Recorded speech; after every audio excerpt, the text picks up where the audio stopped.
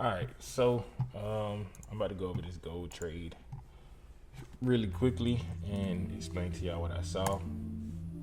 It wasn't nothing too crazy. Anyway, so pretty much gold was making lows, lower highs, whatever.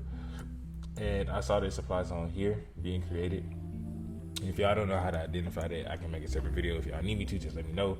Anyway, we made a high here. Once price got into this area, boom, made a higher low, boom, higher high. Once price got back into this area and got back under, it sold off. Once it got back here again, it tried to sell off again. Got back here again, I was like, okay, this is where price was before all of this happened. And I was like, all right, if we can actually hold under this level, we're gonna go back down. That's all it was. It wasn't nothing special. I didn't see nothing special. You could have targeted this for your TP1, which was hit, but I wanted to target this wick down here because I know that when the market leaves wicks, if this is going to continue settling down, that's where it's going to, that wick. So pretty much what I want to see now, if price is not going to continue buying up, what I want to see is price retest into this area right here. It may go back a little bit higher and take out some more lows, but I want to see it take this out and then continue down to where I have this marked off. So outside of that, it's not much more that I really saw other than the fact that every time it got under this level, it tried to sell off. Right here, this was the first time, boom. Here you go again, sold out, boom. And as you can see, it left a wick down here. Price came back, left another wick. Came back up. Once it went down, this wick, it went and broke that wick. Then it left another wick. Price came back up again. It was in this area when I saw this. Like I said, that's what made me think like, okay, if we can't break this level for this time, I know it's gonna go down. That's 3 times where it tried to break and it did not work. This was the first time, this was the second time, this was the third time. So I seen this trade. I think I called this out on YouTube Live actually. So like I said, I'm waiting on price to get up into this area, and once it gets up into this area, I'm gonna get me another position. Then my target will be this week. Now, unless price breaks above this level, then I'll be looking for buys. But I want to see a clean break and hold above. I don't want to see like a wick or anything like that. Like I want to see a full break and close of a candle, and then I'll look to take buys. And then if I do that, I'll be moving my stop loss to this area right here once price is above these levels up here. So that's all I was really looking at when it came to gold. This is a really short breakdown because there really wasn't much to it. If y'all can't identify these levels, bro, it's just honestly, I don't really know how to even explain it. Just once you see a certain, how can I put this in simple terms? I don't really know how to put it in simple terms. It's not really hard. Like anytime the market do something like this, you can look at it as, I'm trying to make this as simple as possible for y'all. Because for me, when I see a pullback, I know if price gets back under these levels, whatever it left off at is a point to where price can go back to. So like, let's see. It's kind of hard to show you in this type of trend because it doesn't work in uptrends, obviously. But considering gold had dropped the way that it did, that's what was making me like, okay, the way that this shit is falling, it broke this low, made a new low. So that was another reason why I was like, okay, we could be going lower. And also, once it came back to test this area, it came into this area. It broke the first time, came back, tried to break again, came back, and then it finally went through.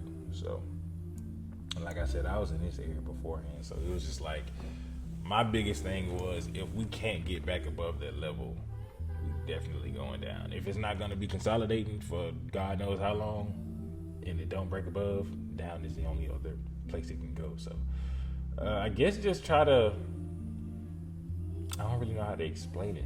If you see a pullback like this and then price gets back into this area and actually breaks below that low, I guess that's the only way I can explain it. Once you see a pullback and if price gets back into that same area but make a new low, that's when you can mark that first pullback off. Because I wouldn't, somebody probably would have marked it off like,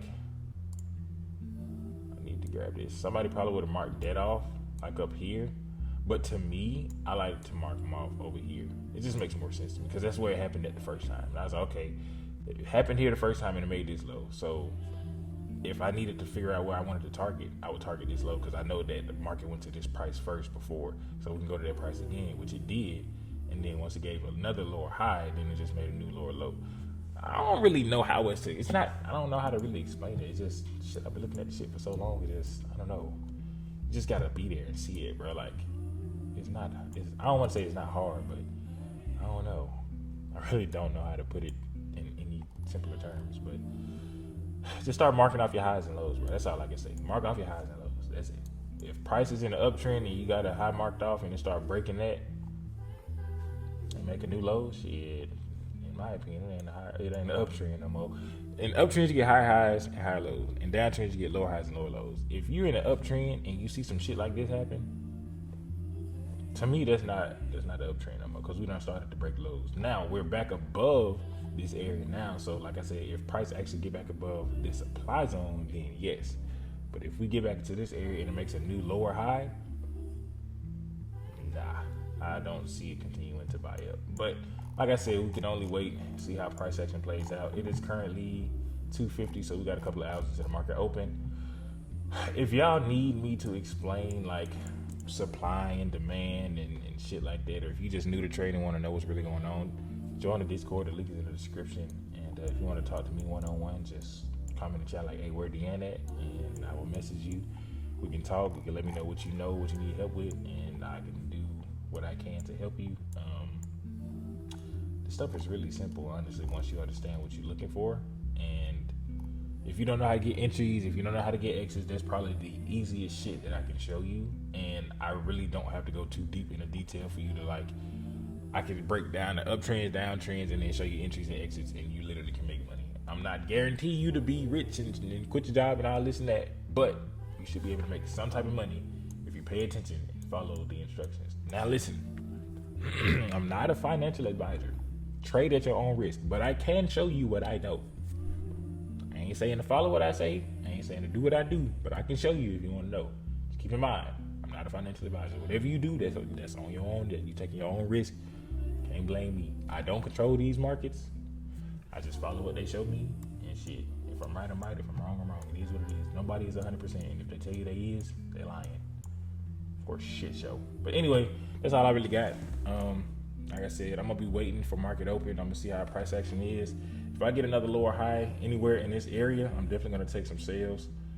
Depending on how high this goes up and showing me where price is gonna stop at, I'll know where to put my stop loss.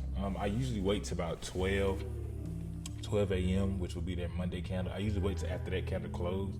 I'll talk about that a little bit later on why I do that. But yeah, so that's probably what I'm gonna do. I'm probably gonna wait till about 12, 1 o'clock.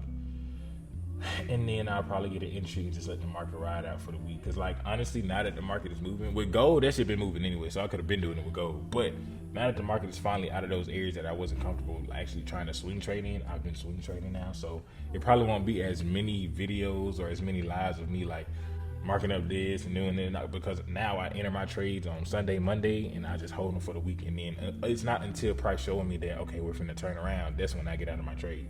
So if that shit is moving up for the next 2 weeks, I'm just gonna be holding it for the next 2 weeks. If that shit is going up for 3 days and then it shows me, hey, we finna reverse, then I get out on that third day. That's all it really is. It's not really a whole lot to it. But again, if you're new to the channel, make sure you subscribe, turn on post notifications. Again, the link to the description, or the link to the Discord is in the description. And yeah, I guess I'll catch y'all in the next one. Peace.